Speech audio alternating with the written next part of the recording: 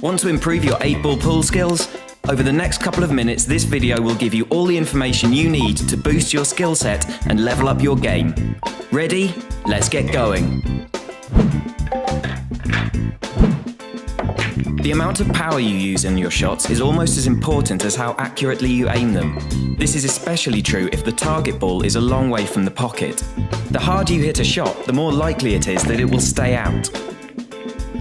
In many cases, a soft touch will give the ball a better chance of dropping into the hole. This is particularly vital information when trying to pot in those tricky middle pockets. Be careful not to use too little power though. You don't want to miss a straightforward shot because you hit it too gently. Don't hit and hope. Judge how much power is needed for each shot and adjust as appropriate. The world's finest 8-ball players have learned to master the art of putting spin on the cue ball. Clever use of spin can avoid those dreaded "oops, I sank the cue ball" moments, or better yet, get you in a good position for the next pot.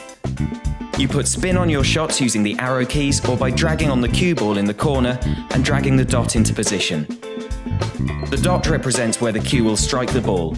If you want backspin, move the dot to the bottom of the cue ball, and for topspin, move the dot to the top of the cue ball. Pay attention to the guidelines when lining up your shot. As well as showing where the object ball will go, it also gives you an indication of where the white will end up. Is it heading straight towards a pocket?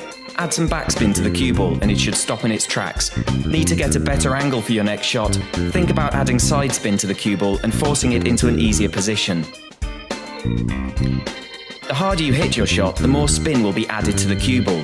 But be careful, as too much power and spin can send it out of control and into a pocket. The pros don't just think about the shot that they're lining up, they're thinking 1, 2 or even 3 shots ahead.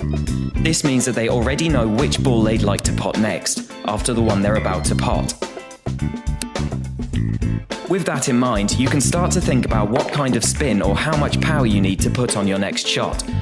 If you need to get all the way down the table to make your next shot easier, try and leave a good angle and use plenty of spin and power to get the white into position. Don't leave yourself a longer, tougher shot than necessary.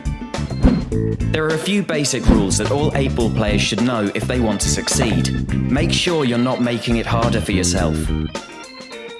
If you pot a ball with your break-off shot, you can still choose whether you want to be stripes or solids. You might think, great, that's a solid already potted, but then realise that the stripes are in a much better position. The choice is still yours until the next ball is potted.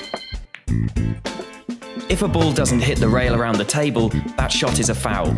Lots of players make this mistake. It lets your opponent move the cue ball to wherever they want on the table. If you pot the black but the cue ball also goes down, you lose the game. Don't forget about the cue ball's guideline when you're lining up that last shot. If you're playing in the Cairo tier or above, you need to call which pocket you're going to pot the 8-ball in. If you call a pocket and then pot the 8-ball in a different pocket, you'll lose the game. The very top players who have levels in the hundreds and countless tournament wins have